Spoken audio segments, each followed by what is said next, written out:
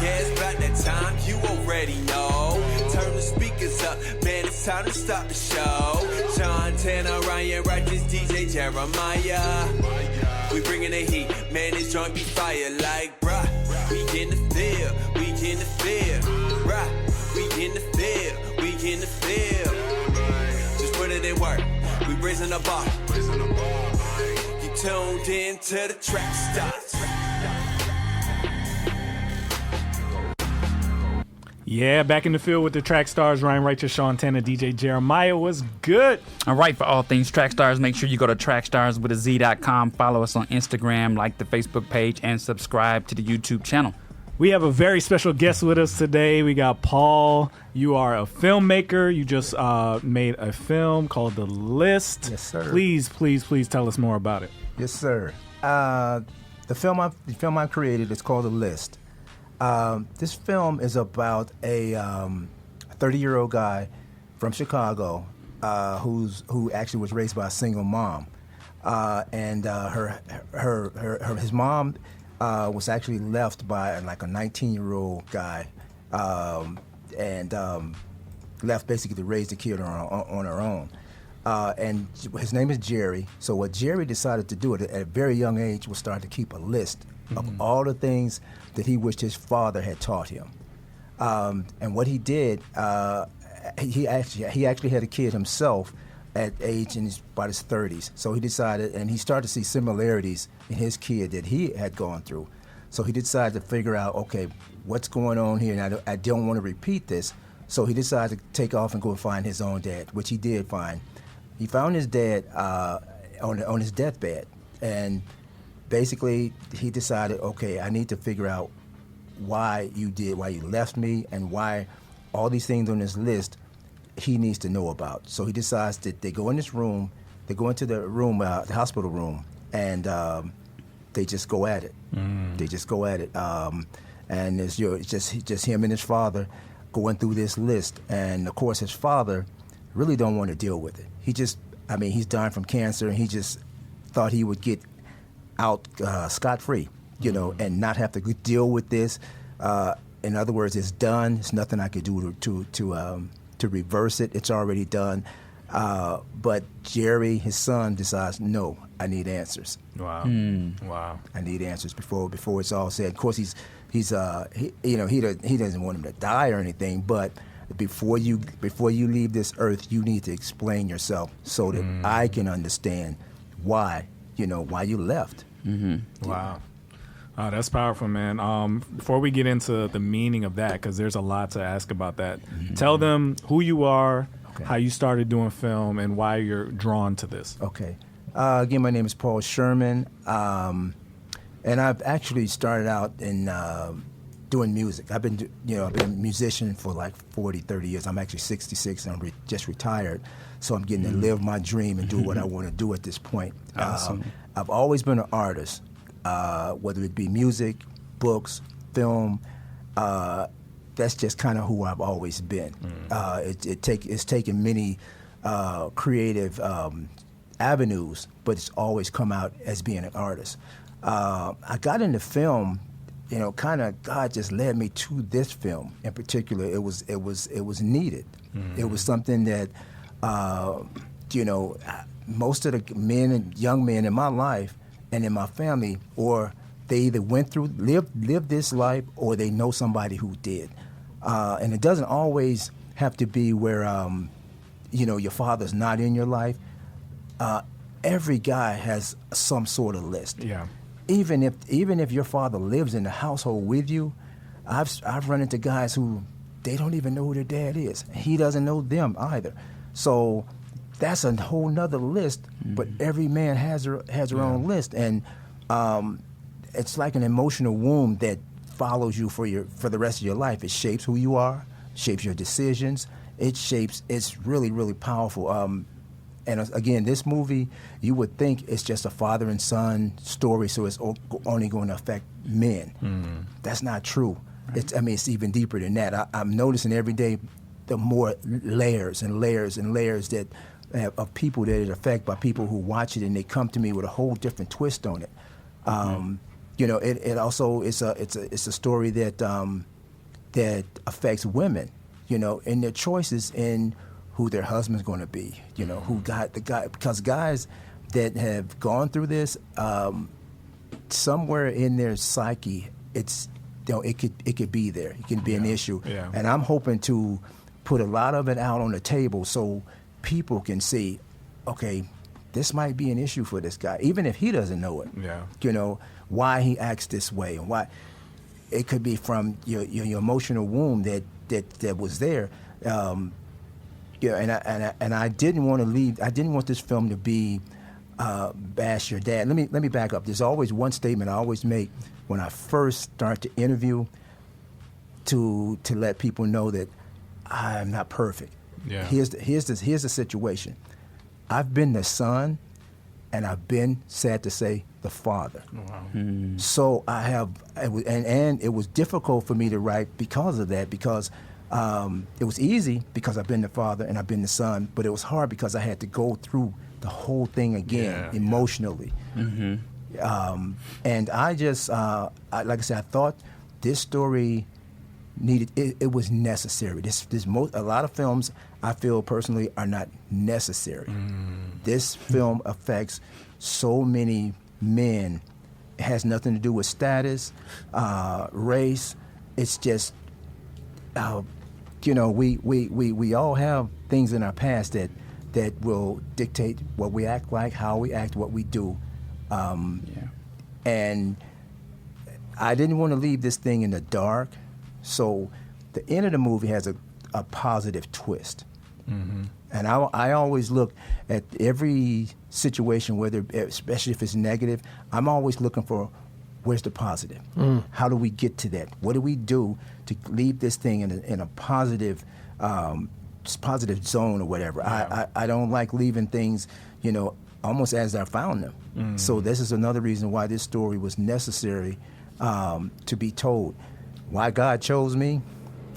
I guess because I'm obedient, for one, and no matter how difficult and the challenge may be, I go into it knowing I'm going to get there because this is my assignment. What's interesting, I actually had a list conversation with my dad before he passed. Not right when he passed. Thank God I was able to heal a lot of our problems well before he got sick. But I had a similar thing where it was like, doing track stars. My dad at first, he didn't believe in me doing this. He wanted me to have a regular job, do regular stuff, and I always kind of bucked against that. And I remember telling him one day, I'm like, Dad, you never believed I could do well in Christian hip hop or in with track stars and all that. You just wanted me to do all that stuff. So I ended up doing both. I did the regular job thing. I showed him I could do that. And then I also did this, and I showed him I'm capable of doing these things. And before, in that conversation, I remember after that conversation, it took a while to heal, but he started wearing track star shirts. Wow. You remember he used to wear the One Day shirt, my album shirt. He finally understood that this passion I had for God, he had it too, but in a totally different way. But he finally realized that he passed the best part of himself down to me. So that's great. It really resonated with me. That's great. That's great. Yeah, I even I always think back when we were on set shooting this. And it was predominantly all men, on set. We had to stop take after take. I mean, in between takes, everybody had a daddy-father story. Right. And it was just amazing because when I wrote this, I didn't know it was going to have that deep of an impact. God surprises you all the time what He's going to do with the work. He always has a plan that you don't even see. Right. Yeah. That you won't even see. And just like I said, just having, and even if it doesn't affect you personally, if you didn't have to go through this, you might have had your dad or what have you, somebody. You have a cousin, you have an uncle, you have a brother, a half-brother, what have you. And we all have something like this going on. And I always think of, I know men, I guess that's another reason why God sent me this assignment. I'm a man. I know men better than I know anything. Yeah. I can assume a lot of women you're going to say, because I have 3 daughters, and they all going to say, I have one son, 3 daughters, and they're all going to say, well, What about the women? That's a whole nother story. Yeah. That's a whole nother story. And whether I'll be the person to bring it, to light, I don't know. But I know women. That's a different challenge. I got a wife, and it's kind of sometimes I don't understand. So I'm kind of glad he didn't send me that assignment. But he sent me this one, and it was a challenge. It was moments that was really hard. Wow. Were really hard. And it's, like I said, this was my wife and myself. This is our first attempt. Yeah. So there was a lot of things that we come up against that I had never seen before. But like I always say, when you got God as your business partner, I just keep putting one foot, and He's always right there. Like, okay, I'm opening this door. Yeah. I'm opening that door. That's pretty much how I got here. Even. Yeah. I didn't see it coming. I was hoping and praying, but and I just keep putting one foot in front of the other, even just with writing this thing. And after it was done, it took on a whole nother life. When these guys sat down and I actually started to hear and they put the feeling into the words, I didn't recognize my own work. But like I always say, that's not my work. That's God's work. Yeah. Do you think that, like, in the film it has some markers that the son was saying to the father, that's like some markers that did you think to put in, like, talking about certain things that were like men situations, like it was a part talking about the Million Man March. It was a part like, did you consciously say, hey, I got to put certain things in here that people could be like, man, I related to that so much? I did. Actually, like I said, I've never been to the Million Man March. Yeah. But I can only assume what it would have been like. Yeah. And to go with it with your father. Yeah. That's huge, man. My personal things, like, he had things on like riding a bike, driving a car, shaving. I had shaving. As just say a black man, we have a tough time with shaving because of our skin and our texture of our hair. We have hair bumps and stuff. So throughout my entire 20s and 30s, I had a horrible time trying to shave. So luckily, I got a mentor later that showed me, hey, here's the steps, and it helped me. So, but that was something my dad should have been there to do, and he wasn't. Like I said, driving a car, it shouldn't have took my aunt or somebody like that. Nothing wrong with that, but it's just a different experience when your dad taught you how to drive. Right.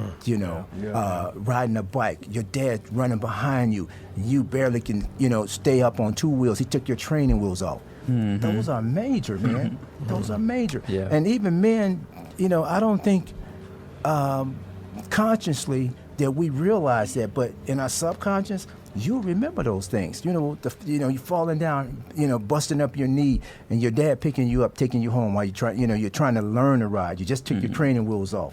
Those are major. Those are major things. And like I said, I'm not here to bash our dad because, I don't know what they went through. Right. They did. I'm sure, like me being a dad, we do the best we can do. We do the best we can do. Are we going to be perfect at it? No. But we keep moving forward, keep trying to do the best we can do every day, doing what dads do. Wow. So yeah, it's been a pretty deep experience. And every time I speak to someone else, like I said, they come with a whole something that I didn't even see that was in the movie. And did I do it purposely? Put that layer in there? Probably not, but subconsciously maybe. And then just talking to people while I was working on it, I was picking up things, and that I didn't even think about. Yeah. Wow. I think one of the things that we all can say is probably everybody has a list. Exactly. Everybody has a list. I remember my father passed 30 days before my first child was born. Wow. And I think about it all the time, like, even though he was there for me as a parent, raising me, there's still questions that I now have as a parent that I can't ask him. Yes. And it affects, I think, just everything. You know, how, the decisions that you make, the choices that you have to choose between when it comes to, you know, providing and being a caretaker. I know for me, I started off with 3 girls first, and then I got my boy. But for my girls, it was, you know, everything was a yes. Yeah. And it still kind of is, you know, to this day. It's hard for me to to tell them something and think about what that would do to them, you know, what the no means and what the, you know, I guess, you know, discipline, you know, what that discipline looks like for them, because I've had the situation where I always say, I'm taking something away, right? And I never let them live through that pain. You know, I'll say, because of what you did today, you're not going to get a treat the next time your sisters get one, right? And I never go through with that because I don't want them to live through that pain and that to be a trigger long term for them. I remember when my dad didn't give me such and such, and I had to sit back and watch my sisters get what they wanted, and I didn't get it. And I feel that way all the time, but I also feel like, man, did they learn the lesson? Because they just turned around and did it the wrong way, you know? So just kind of talking to them doesn't feel like it's enough. And so I feel like, you know, we all have lists that we would make for anyone, even friends that you no longer speak to, maybe from high school or college. There's a list of things you wanted to say that you should probably have said, you know, long time ago about friendship and about you know, the way you guys felt about one another. So there's list of everything. I think. Yeah, it is. Even in relationships, it is. Marriages, you know. Yes, it definitely is. You know, I recently I have a younger cousin that he's just been through a lot of stuff, but I told him just this week, I said, you know, you're the strongest man I've ever seen in my life, because he's about 5 years younger than myself. And I told him, I said, I know your history. I know everything that you've gone through, and I see where you are today. Most people don't make it that far. Like, you know, they quit. And he's seen the movie. He saw a rough draft. He's never opened up at all, anything about, you know, other than the obvious stuff that I see. He opened up to me and started telling me his personal feelings and things that he's gone through. I had never ever heard in my life, and I've known this guy my entire life. And it was through this, watching this film, that cracked it open for him enough to say, okay, I feel secure enough to let you know this, you know. And I had another close friend of mine I've known over 30 years, or even 40, 50 years. To show another side of it. His dad was the guy in the neighborhood that always made sure all of us had work, and he had his own construction company. He taught me my work ethic. He taught me how to get up in the morning, and he was my superhero, you know, in so many words. He and I sat in the car like last week, and he told me, my dad wasn't who you thought he was. Wow. And I said, wait. He said, no, man. And it was after watching this film. He started to tell me stuff that I never, but, you know, that was his biological dad, not mine. So he knew a lot more than I did. And most of the stuff, long story short, it had to do with his dad getting remarried, putting together a blended family, and it just didn't work the way it always should. But I was still surprised at some of the choices and some of the things that his dad had done that I didn't know about until he told me. So I'm just saying this film opens up guys. Then guys are hard enough to crack when it comes to that. And I've talked to some guys, and even my own brother, he won't give me anything. And I told him, I said, just give me an interview. You know, nothing. He shuts down completely. Wow. He and I, we don't have the same father, and his father, as far as I know, is still living. And I said, you should try and create a relationship. Because if I were you, and no matter what he did, what he said, he's still living, he's your dad. Try and get something out of it. He won't. And even watching this film didn't crack him. I'm not saying he's going to be here this weekend. Not saying that watching it on the big screen and he might come to me and say, hey, you're right, man. I just needed to see this to come around to it. So what do you recommend for young men with lists, but they don't know their dad, or they didn't have a chance like I did to share their list with their father before they passed? What do you do with that? Wow, that's a tough one, man. One thing is to talk about it for sure. Try and find another. He would never take the place of your father. Mm-hmm. Try and find another mentor or older gentleman who's been through some stuff. Yeah. Because nobody want to talk to anybody, somebody that's never that's perfect. Right. Find another person that can also mentor you. You can't change the past. The only thing you can control is today, and not even the future exists. Today is what you have. That's what you control. Yeah. That's kind of how I live. I live in the now, in the present. So find someone that can help you get to that next spot. Will it ever heal everything? Probably not, but don't pass it on. That's the main thing I can tell a guy, because what was done to you, you don't want to pass it to the next generation. And if you can, even if you can catch the next guy and put him on the right path, then that's going to create the path for the next his grandchild after that and after that. So I'm not sure how you fix you and me personally. That's done already. Yeah. How we take care of our future, our children and our grandchildren, that's what we need to try and pass on, because awesome. That's what we have control over. And it's sad to say we might not ever get healed the way we really want to. I don't really have the answer for that. I just have the answer for the future. Yeah. And which is what I'm hoping this film actually does. It creates dialogue, and I'm hoping that this 10 years from now, 5 years from now, this won't be a hot topic that we continue to talk about. Yeah. And that's my prayer, my wish out of the movie. I always like to put stuff in the universe that has a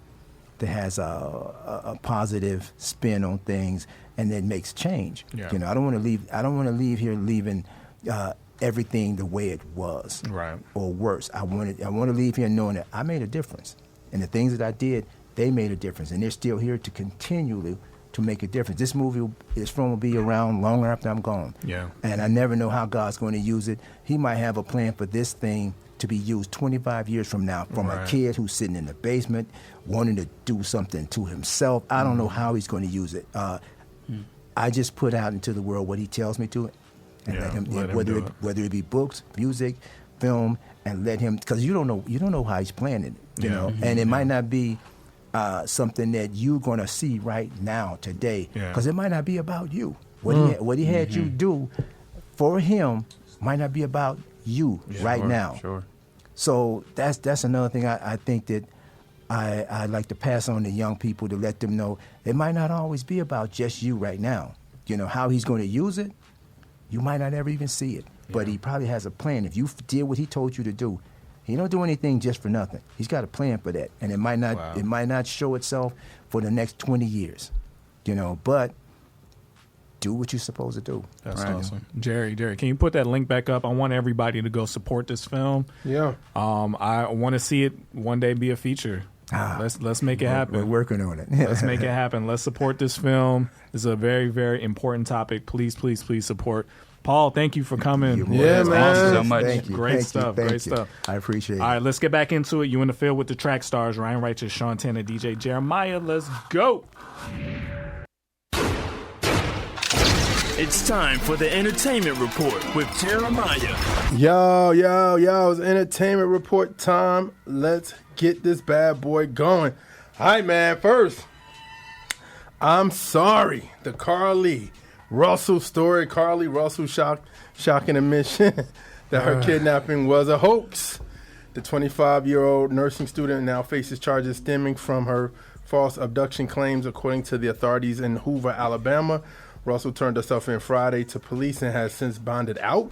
She is charged with false reporting to law enforcement and false reporting an incident, both misdemeanors, according to Hoover Police Chief Nick Durzis. Her lawyers said in a press conference that she apologized for her actions to the community, and she asks for your forgiveness and prayers. So what do you guys think? How mad can we be at her?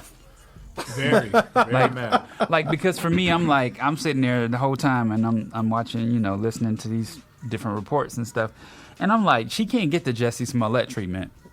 She can't get that little slap on the wrist thing. She gotta go. Well, it looks she like gotta go away. a misdemeanor is a fine, ain't it? It's not like no time. She needs to serve time for that. They just said a misdemeanor. I don't know. I mean, I don't know about a misdemeanor, but they need to charge her for. I mean, they need to charge her for something else because that was like. I mean, I'm watching. 12 police cars lined up on the highway, dogs searching for her. You know what I'm saying? Like that's too much resource. That's too many resources to take from our community. People praying, prayer vigils on the ground. Like this is too much. You can't just get away with that. That's crazy. If that's the case, I got some things. Never mind. You weren't here when we got there, so this is him letting. Oh yeah. You had to watch it. Watch. We talked about it. All right, man. So that's actually pretty funny, bro. Like that's hilarious what you're saying. Indie Tribe is hitting below the belt. All right, man. Indie Tribe is gearing up for their new project, which will drop right before Smoke 23, following their debut project, Upper Hand. Their new project will be called Low Blow. It is set to release on August 4th. No Big Deal said if you pre-order the new album, Low Blow, you will receive 4 unreleased records from every member of the tribe. Take a screenshot of your pre-order and email it to lowblowsongs@gmail.com. They will send you 4 songs. They are the number 2 for pre-orders right now. Go to iTunes so they can get that number 1 spot. So yeah, man, shout out to them, man. They doing it, man. They got a lot of stuff going. I wonder why it's called Low Blow. What do you guys think? They've been taking punches for quite some time. They've been having to hit back too. So it's been crazy. Like it's been crazy for them. All right, man. And this next story is a big one, man. First off, our guy Crispy. Shout out to Crispy. He's on chat. Coming next year, he wants everybody to know about this. Coming next year, July 2024, he's our social media guy. He's always in the chat. He's always doing stuff for us online. He's making his triumph return after 6 years after a horrible acid attack to share his testimony, talk about the Lord, and talk about more other stuff in Nashville, Tennessee. This is an open invitation to the Trackstars universe to come out and chill with Crispy. If you remember the story, he got acid thrown on him, and we did a big GoFundMe. We had, and honestly, the CHH community really showed up for like never before, man, and it was really big and huge, man, and man, so. We need him to show up for this too, though. Yeah. Like this, we need him to show up for this too. Like this also, however he plans to roll this out, this needs to be national news. Yeah. Because it was kind of national a little bit. Yeah, we got our friend Wendy Corona from WSB TV here in Atlanta to contact some people in Tennessee. Yeah. They ran a story. Shout out to every Derek Minor, Lecrae, Social Club, Andy. There was so many people who pitched Swift. Yeah, Swift. So many people sent Crispy messages while he was when he all he could do was listen to things. It really made a big difference. I was very impressed with the way everybody responded. Selflessly, they got nothing out of it. Yeah. You know what I mean? Yeah. I told him whatever you send me, I'm not going to post it. Yeah. So it was really just for him. You know? So it was amazing. Yeah, man. Yeah. So we just we're just happy that he's in a greater place and stuff, and I'm sure he say when you come see him and talk to him, he got more to do also. So, but yeah, man, that's a blessing, man. It's a blessing. All right, man. Last story of the week, unnecessary L of the week. She did it for TV. A woman who said she won the 1.8 billion Powerball jackpot was accused of lying by the granddaughter of the owner of the store where the ticket was sold. The woman began crying and responding yes to a reporter who asked her whether she bought the winning ticket before she abruptly exited the store and got into a car. But the store owner daughter said that the woman didn't win the jackpot. I'm not sure why she did that. I guess she just wanted to be on TV. So she didn't win it. She didn't win it. She said she did. She said she did. She was just crying like, yeah. He started running. He's like, did you win it? Yeah, I gotta go. You're lying. What's up with the lying? It's a lot of lying going on. It was probably a lot in her mind, thinking like, maybe in her mind she was thinking, you know what? I'm gonna let this one be one of those things that manifests itself because that's $1 billion lottery ticket, and to be walking out back to your situation. Or she could have been doing that to get the attention off the person who actually won, and their cameras running towards her, and that person could just dip off. No. All I know is That makes no sense. all I know is if that ever happened to me, man, I have to be in one of those states where you get to stay anonymous because that stuff is being dragged all over the place. It's crazy. Yeah, it is. That's crazy. All right, man. Copy section this week. Projects KB, Danza, Jordan Armstrong, Church Girls Love R&B Girls Trip EP, Jamil, Made It Home Safe, Singles, Lecrae Extra, Trip Lee, Confetti, DKGK, and Lecrae Back Home, Childlike CC, and Toya Love and Mike Teasy, Duh, GB, Mike Wiles, TLS featuring Bill B, Let's Be Honest, Queen Lee, Barbie Meets Christ, Salachi Vods featuring King Dame, Fire, Aaron Dudes featuring Glenn Ray, Escape Games, and Chris Elijah, Brutally Honest. And you can hear all these songs on the Milk playlist, the best in Christian hip-hop, gospel rap, and Christian rap. And for all you R&B lovers out there, we got you too. We got a feel-good playlist. Go check those joints out right now. All right? Ryan, you got anything, brother? No, I don't, sir. Okay. All right, let's get back into it. You in the field with the track stars, Ryan Righteous, Shantana, DJ Jeremiah. Let's go. No, we're not. We play the music that inspires you because every song has a story. Christian hip hop and R&B music and talk on Sirius XM channel 154, 24 hours a day. Holy Culture Radio is changing the game. Discussions about faith, arts, vocation, and education. We talk about the real issues that affect our communities and work together to find solutions. Join the discussion at holyculture.net and be heard. All right, back in the field with the track stars, Ryan Righteous, Shantana, DJ Jeremiah. Was good. All right, make sure you go to nectardistro.com today. We really want you to join the family. If you're out there putting music out, we've had so many submissions come through in the last couple of weeks. It's great to see you guys taking advantage. Go to the website, make sure you check it out, see what it's all about, and join the club, all right? All right, so apparently there's aliens. Yep. So there was a congressional hearing for some reason. I don't know why this happened or what. But there was a congressional hearing, and somebody stated that, well, I'll just let you hear it. In possession of potentially non-human spacecraft. Based on your experience and extensive conversations with experts, do you believe our government has made contact with intelligent extraterrestrials? Something I can't discuss in public setting. What? You Okay, I can't ask when you think this occurred. If you believe we have crashed craft, stated earlier, do we have the bodies of the pilots who piloted this craft? As I've stated publicly already in my News Nation interview, biologics came with some of these recoveries. Yeah. Were they, I guess, human or non-human biologics? Non-human, and that was the assessment of people with direct knowledge on the program I talked to that are currently still on the program. And was this documentary evidence, this video, photos, eyewitness? Like, how would that be determined? The specific documentation I would have to talk to you in a skiff about. Gotcha. All right, so the poll of the day is: do you believe this person? Are there aliens? What do you guys think about this whole thing? So, Aliens in the field. I try not to dwell in these spaces of conspiracy. Okay. Because when I see one documentary that's leaning one way, I need to see another documentary that leans the opposite way for me to be able to figure out where I'm going to go in the middle of this, right? For instance, give you an example. The moon landing, right?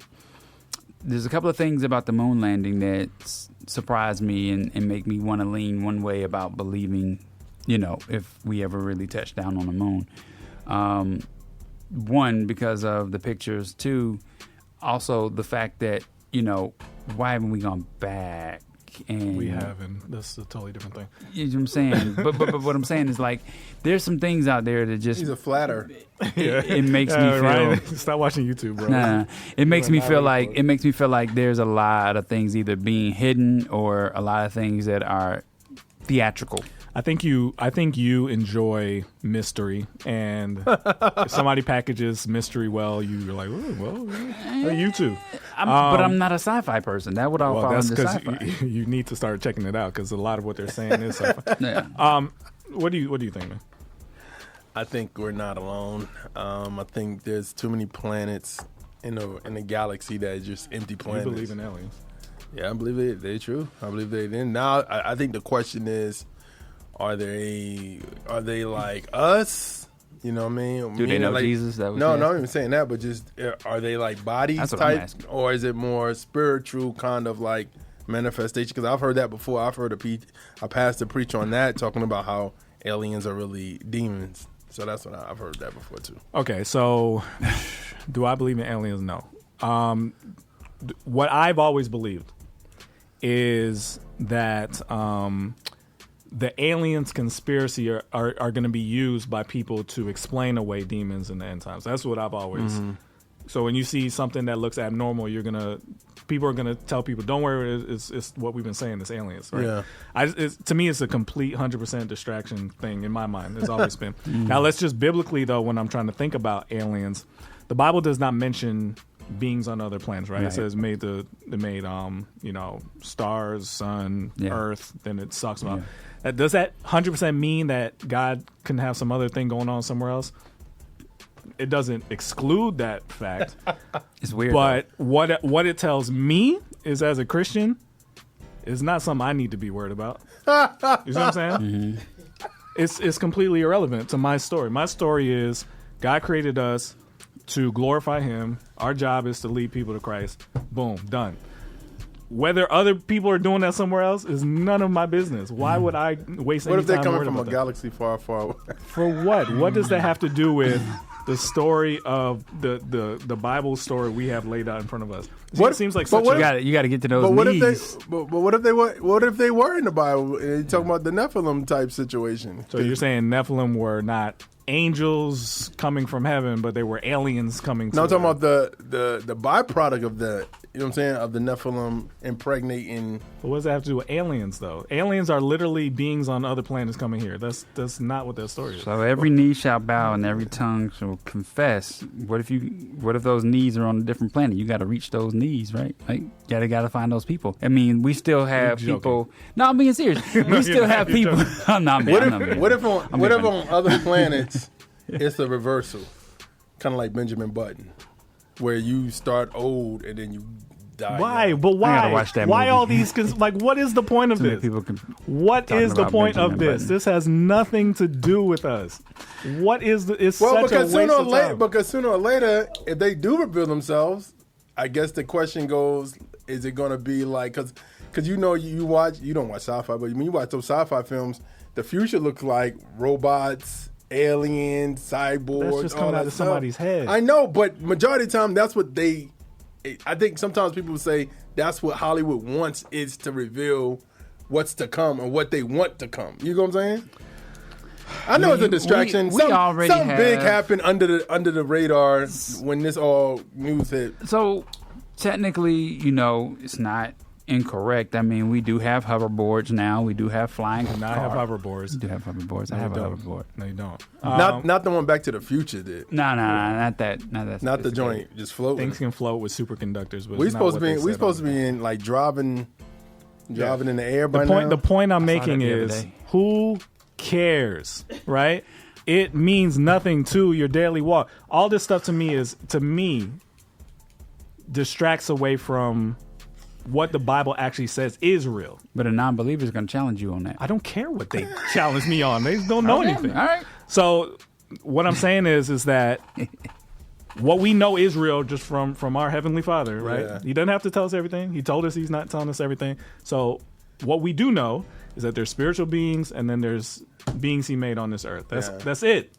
Why waste any amount of your brain on any of this I don't think stuff? nobody is, but I just think it's interesting because I think people go back and forth and ask that question like, is that something that, are we alone in the galaxy? And I don't think Why we are. does that matter? There's Well, so because- many important things to worry about. Why does I that think matter? because it matters because you think about it's just one of those things. It's a think piece. It makes you think like, we out of all this solar system, it's mad planets, and we're the only life form on this planet. But you know what that thought means to me is people who ask that seem to not really be asking, I wonder if God made other creatures in the universe. It seems more of like an evolutionary thought. Like, well, we're here, so it has to be something else somewhere else. What is that? What are you talking about? Like, are we all... Do we not understand there's a difference between what the world thinks about how this all came to be and what Christians think about But this. Sean, Yeah. God matters in the grand scheme of things because he created those planets. You get what I'm saying? Right. So if he created those planets, then that means he must have put some stuff on those planets. Why? Why did he must have? Because Why? that doesn't make sense of, or maybe, you know what? Maybe he saw Earth and was like, you know what? I'm just make these planets. I'm done, John. I'm done, son. This is a mess. I ain't no other human. So okay, I'll do this. I'll go with y'all. If this guy is telling the truth and there's aliens, what does that do to your faith? What does that change about what you believe? Oh, we in the end times. So you relate seeing aliens to being the end times. But because I'm thinking, if you've always thought about aliens and you think about the aircraft things, that's an advancement of technology, right? Yeah. It's not like regular technology, and you don't know how, like I said, how far it is to get from one planet to another planet, or how, you know what I'm saying? All these things that is questions out there, and sometimes, like you said, it doesn't, like, I'm not invested in it, but when you have those conversations about this, then it makes you think about certain things. I think about this the way I think about atheists. It's like they try to disprove God over the span of their lifetime, right? We in our lifetime is almost like if you don't have the Bible, which is, our number one history book that tells us Jesus existed, if you don't have the Bible, but then you're a scientist and you're coming back and you're studying other people's research, you don't really have enough time to really figure these things out for yourself, because you're going to die before you finish telling your part of it. So for me, it's like they are going off of what someone else told them, right? And it's the complete opposite of Christianity. Like, we're going off of DNA proven living God. And so for me, it's like to believe that, to believe that they're still discovering planets and they're still talking Solar about all these systems. different things. Yeah, to me, it's just like, how do you know your technology is right? Like, how do you know when you put up a telescope, it's not a mirrored image or something on the lens? Like, these crazy things they talk about when you see things on camera and they say, oh, that's just a smudge on the lens. It's not really what you think you're seeing. Like, to me, it's all too convenient to say that all this stuff exists and then we can't prove it in plain sight. What if so here's a question. And because you don't watch sci-fi, yeah. What is it, something that majority of science fiction, especially we deal with Marvel, DC, and all this other stuff, when you think about some of the stuff that these people have came up with, of course some people said they were high when they wrote some of that stuff. No, I'm serious. Like, some people got drugged, and then they start coming up with names and all this other stuff. I mean, you've heard people say that before. So my question to you guys would be like, what if, and I've heard this before too, when you do drugs, like, you may be possessed. So what happens if you did that and that happened where you're talking about a possession, the demonic possession is speaking through you about, quote unquote, what's to come? Yes, that is possible. It's too much. No. What he's saying is, write a movie about the CIA and let me watch he's actually referring to a real thing where people like call spirit writing or whatever, where they just open themselves up with drugs and just write whatever comes to mind. And you're opening yourself up to demonic stuff. But what I'm worried about with everybody talking about this is this whole alien fascination and the whole like, oh, shouldn't there be? What it shows me is that we still have trouble understanding that there's a physical world and a spiritual world. It feels like what everybody's saying is they're hinting towards everything is here because of evolution. And if it's here, why isn't everywhere else? That's not the right way to think about any of the things in the Bible. But that's where most people are coming up with aliens. If Earth has people, why doesn't somewhere else have people? Because in their brain, we evolved from nothing, so somebody else should have evolved from nothing. I don't hear a lot of people asking this question from the standpoint of, did God create other people, other places? It usually comes from a scientific reasoning kind of methodology. You I know what I'm saying? Yeah, from and to biology me, it's scary because it shows me that we're still mixing worldly thoughts with biblical thoughts. Even Christians are still mixing those two things, and I'm like, that to me, you know how the Bible says like there's some things that are like frivolous to talk about. Don't waste your time talking about. This feels like one of them things where it's like, what difference does that make? But why does that matter? So then if that's frivolous, then would you say the exact same thing for Alabama, Golden State? Like, it can be. You know what I mean? It like, can be. It can be what? None of that frivolous. But what I mean is arguing about it in the sense of it distracting away from your walk with God. If Alabama or Golden State or Michael Jordan or LeBron distracts you from your walk with God, or it's something weird about off by saying Alabama because though? he started it. But if there's something weird about your obsession with the thing, then I'm gonna say, hey, that's weird. That's a weird thing to be obsessed because it shows that your thought process to why you are obsessed with it might not be solid. That's the reason I'm bringing it. What if they saying Thanos is real?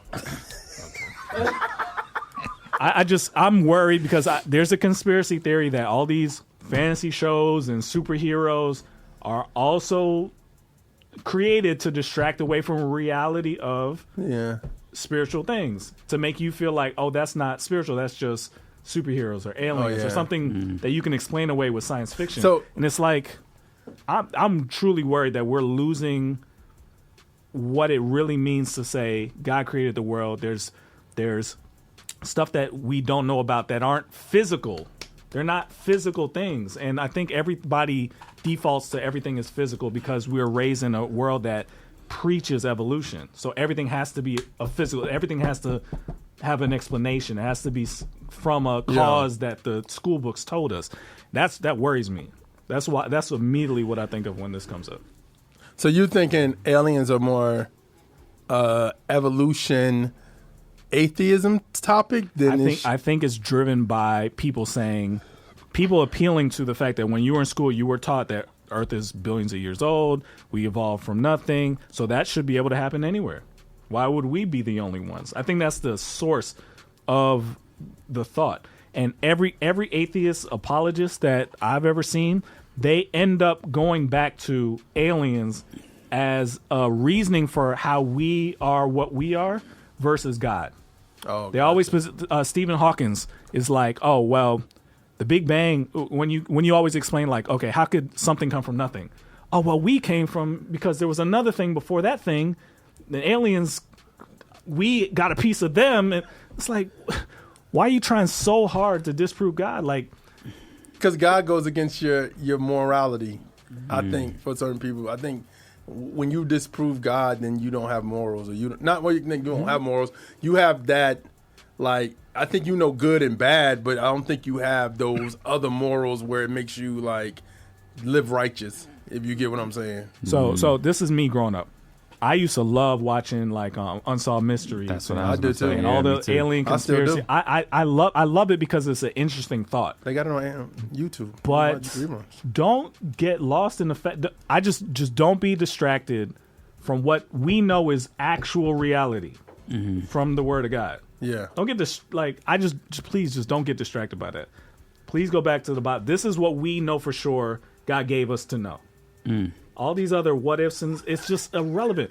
If aliens exist, they come here. What does that have to do with your daily walk and what you're supposed to be accomplishing on this earth? But what if they're part of Revelation, though? It's certain parts of Revelation where there's certain parts of Revelation when you read it and you go, well, the dragon does this, and this happens, and but if they convince you that aliens are real, you're not going to be thinking this is spiritual things happening. You're going to be thinking this is some invasion.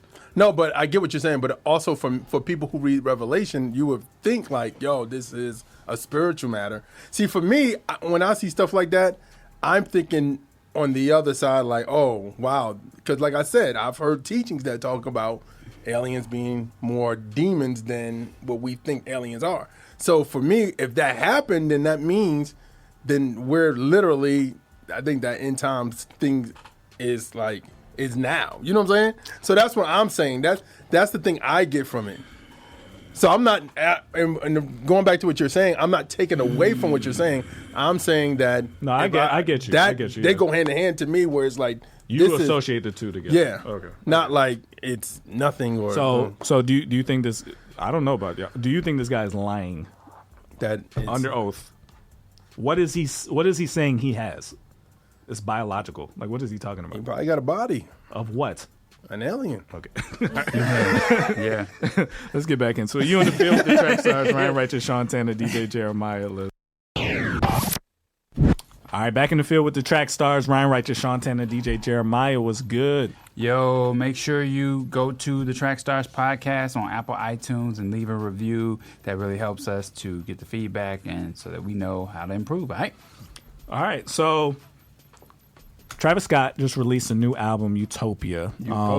So we have a segment we do called Dissect, where we break down things, not necessarily like how good the album is or whatever. We just want to make sure you know, like, what are these people really talking about? You know what I mean? Like, if you have kids that want to listen to them, or you yourself are, like, love music like this, we just want to kind of show you what's kind of like behind the scenes, like what's being really discussed, and what are you really soaking into yourself when you listen to this stuff. So, Utopia.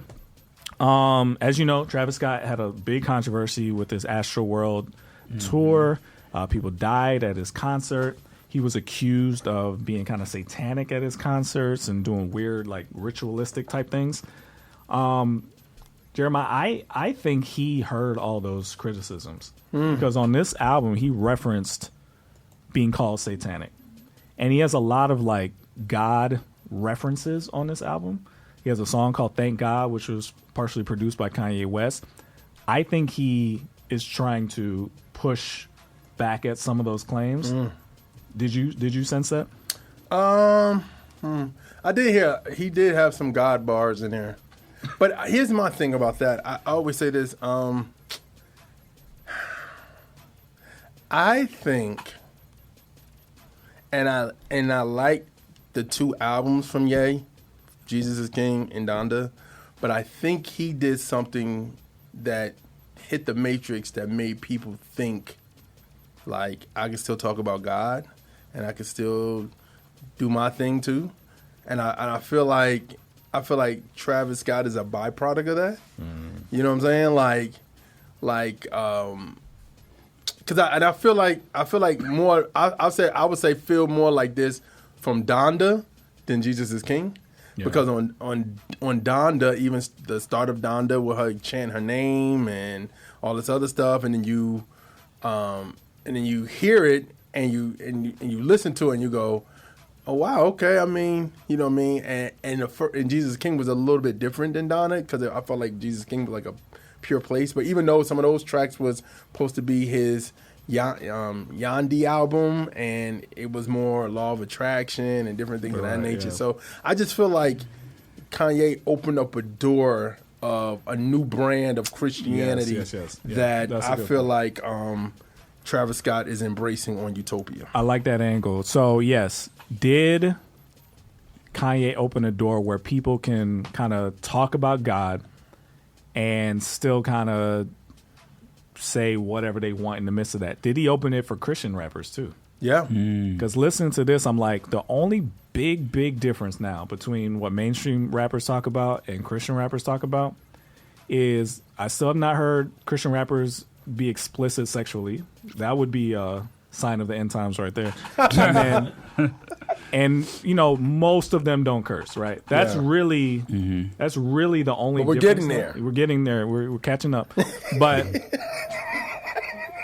that's what is the difference? Because most Christian rap now, I'll just say, is kind of like pride bars with God sprinkled in, right? Yeah. That's kind of what mainstream is. Yeah. Yeah. That's kind of what it is. Yeah, it is. Yeah. So what is the difference? But I don't think.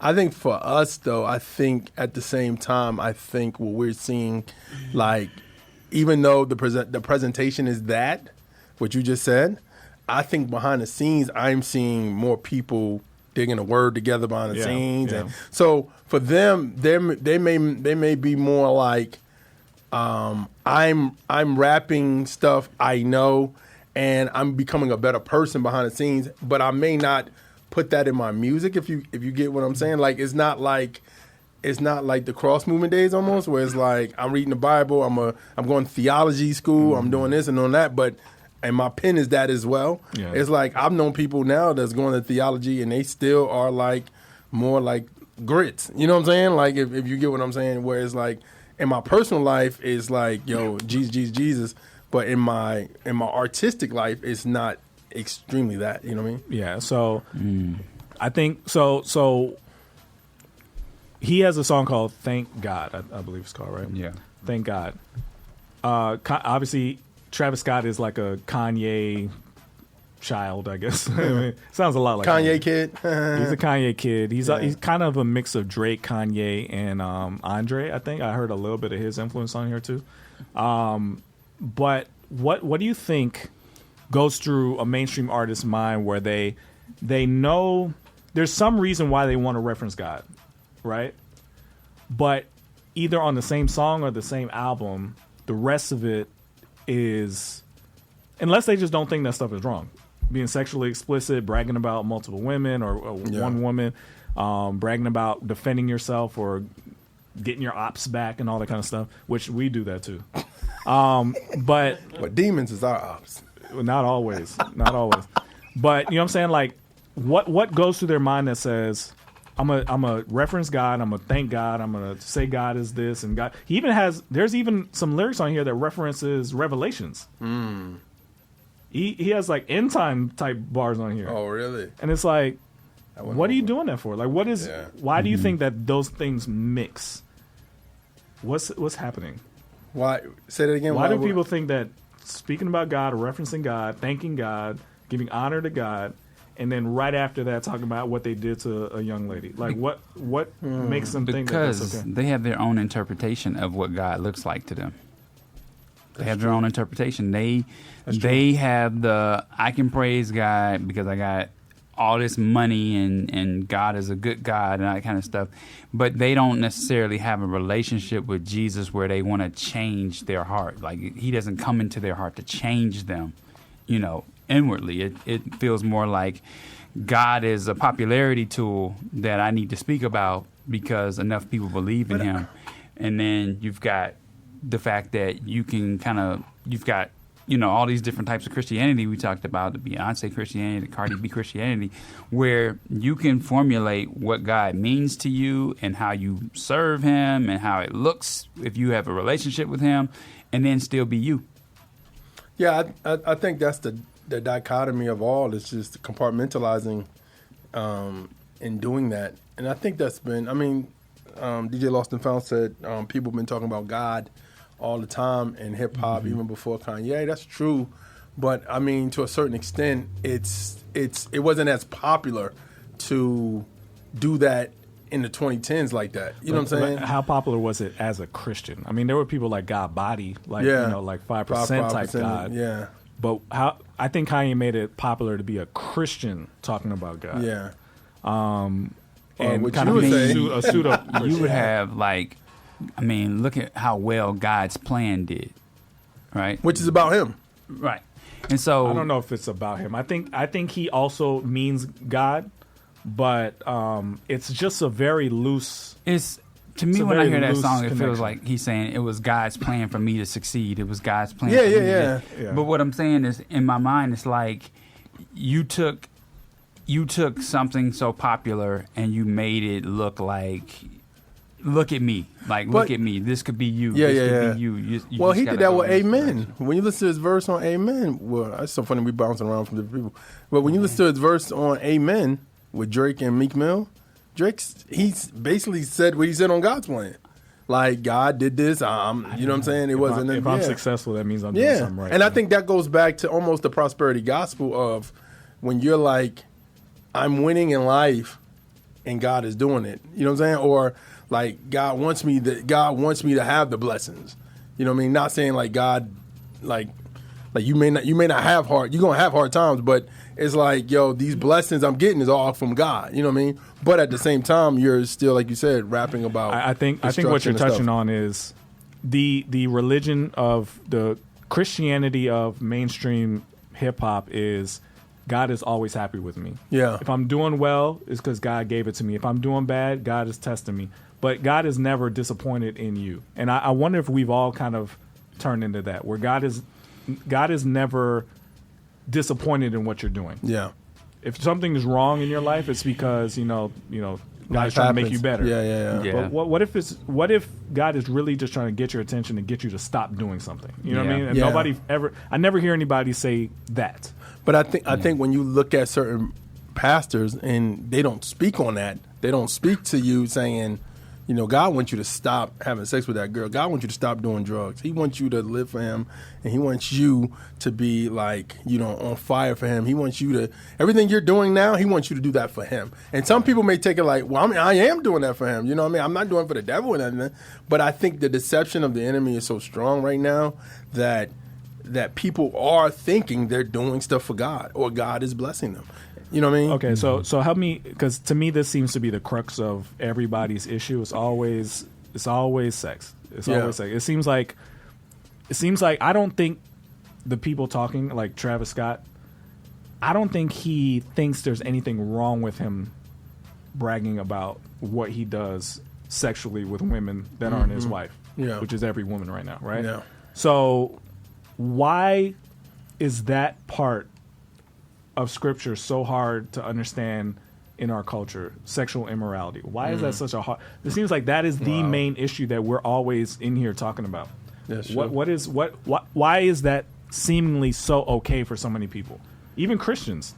Like it's okay to do the sex thing and God, sex and God. I don't know, man. What are your thoughts? I think it's because, and I've had this conversation before with y'all, I think it's because it's the one sin that you grew up knowing, but then found out it was something you would eventually be able to do if you got married. You see what I'm saying? So it's like it's the one sin that can eventually be made right. There are no other sins that can eventually be made right other than this one sin. So your interpretation of it is different. Like for me, I'll give you an example.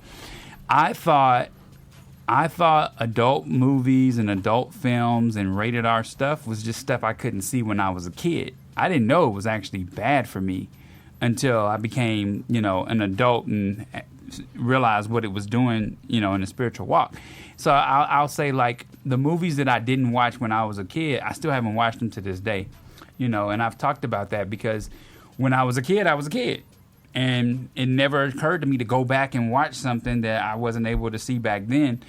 And it's simply because, like, I would say, and I do it to my kids all the time. Me and my wife, we do it to our kids all the time. We say, hey, you can't watch this show. You can't listen to this. Go out the room. Like, this is mommy and daddy time, whatever. And it's because we know that there's either some language there or there's something that might pop up, and it's the same thing. It's like that's the one thing that you can reverse. Now, it just happens to be that some people think of it as, I can't do this as I'm a kid, but I can do whatever I want when I become an adult. And that's where the sexual sin has gotten perverted because now they're like, oh, I was just told I couldn't do this as a kid. But now that I'm an adult, why should I feel like this is wrong? You see what I'm saying? And right now, I think we're in the sexual liberation movement of anything goes as long as you don't hurt nobody or kill nobody. If it's between two consensual adults, you're good. Like, what are you? You know what I'm saying? Like, so I think, and then a lot of people coming from that background, what you just saying, like, where it's like, no, don't do that. No, with no explanation is very dangerous. And what I mean by that is when you talk to a kid or a teenager and you just say, don't do that, don't watch that. And you just like, why can't I watch it? And there's no explanation why, you know what I'm saying? Like, well, because they got, like, you explain to your kids, like, it's some words in there that I don't want you to hear right now, or it got some scenes in here that it will be very hard for you to understand at your age. So you can't watch that type of stuff.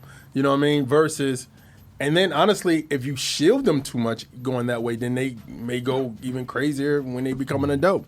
So I think that's what we are, and that's why I was asking that question about of the end of America. But I just think the reason why for artists it's so hard is because it's performative. It's like that's part of your performance of a person where you're so of awe of them on stage that you want to be with them. You know what I'm saying? Or you want to be like them.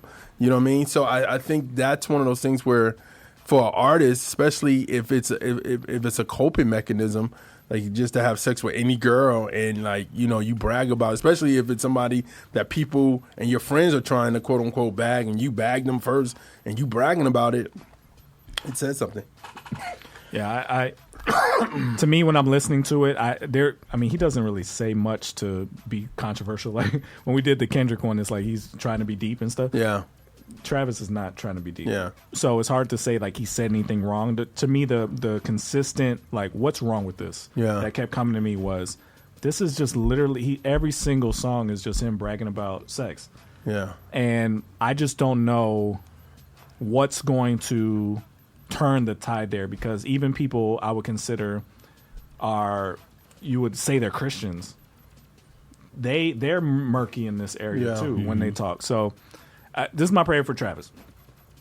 I pray that he understands what I'm talking about, and that the call isn't just to not do it, but also to speak out against. See what I'm saying? I was trying to think, what would this sound like if Travis was a sold out Christian, right? Which is what we hope for every artist that we talk about on this show, right?